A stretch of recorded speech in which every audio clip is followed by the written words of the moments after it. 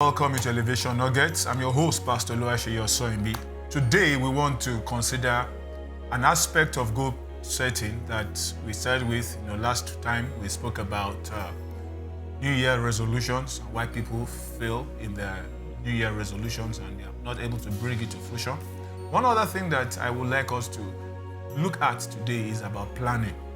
One major reason why people fail is that they don't plan. And some who do not even plan well. It's been said that if you don't plan, you are planning to fail. In other words, everybody plans. But the issue is that how many of us actually succeed with our plans. We have a kind of scenario in this country where people put all the issues on God because you expect God to do everything. But even God himself said in the book of Proverbs, said the horse is prepared for the day of battle, but victory comes from the Lord. In other words, the Lord expects you to get your horse. The Lord expects you to synergize with your horse and get yourself trained and prepare yourself for any kind of scenario you may face on the battlefield. But the other problem is that men don't even show up for the battle.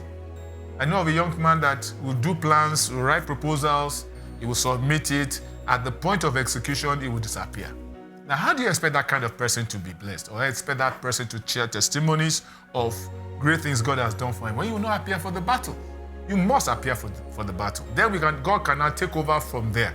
But not to prepare and appear on the battlefield is causing disaster. God will not be responsible for your failures. And that is where many of us get ourselves into trouble. The other thing I want to talk about is the fact that, see, when you make your plans, because we cannot talk about plans until we talk about a goal. It's like you trying to play a football game and you don't even know where the goal post is. How do you play? How do you win? Who determines all those variables? You must know where the goal is.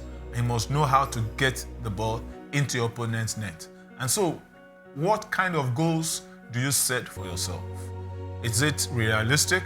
Is it something you can get? For example, you come up with a New Year resolution and say, I must buy myself a Range Rover, 2020 Range Rover this coming year.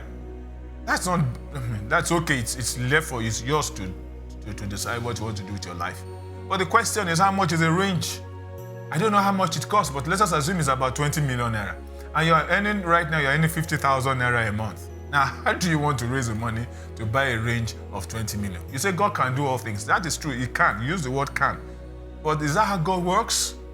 No, that's not how God works. The example I gave you about the horse being prepared for battle means you must make it, you and God must work together. It's a partnership.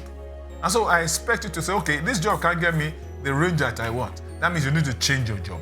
And if you're going to change your job, it means something that you have to acquire the skills that will enable you to change your job.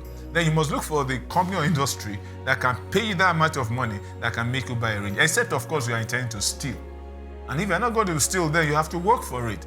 And so it means that you have to go back to your goals that you have just set for yourself and say that it's not realistic. Of course, in the next 10 years, of course, you can get to where you want to get to. You can become the CEO or MD, and then you can afford to buy a range for that amount of money. So we look at it. Your goals must be realistic. Your goals must be definite. It must be measurable. It's not that, I'm trusting God that I want to be blessed. It's meaningless. How do you define blessing? How do you define success? It must be something tangible that we can look at and say, okay, at the end of the year, you accomplished this objective. And so, please make it definite. The other thing you must also do, realize that your life is in segments. Your life is in segments. There are different segments to your life. There's an academic segment, there's a family segment, there's a relationship segment, there's a professional segment, there's a political segment. There are all kinds of segments to your life. There's your health, there's a aspect of your life that is your health. You must look at that. You must look at your physical well-being. You must so many things. And so all this must have goals. You must have goals for all these segments. And so you must not just let things go on itself, you must be able to determine what you want to accomplish through those segments. And the other thing that you need to also realize is that you need a constant revolution. God needs to help you to show you things that you may not even know about yourself. And the last thing I want to say is that you must be able to recognize opportunities. Many of us are blind to opportunities. We are very blind. And most of the time, opportunities do not present themselves as opportunities. Most times, opportunities present themselves as problems.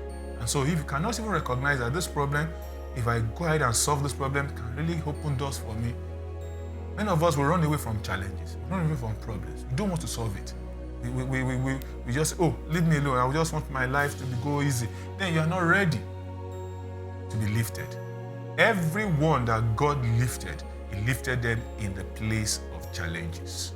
So as we go into this here, I want to admonish you. Don't be a coward.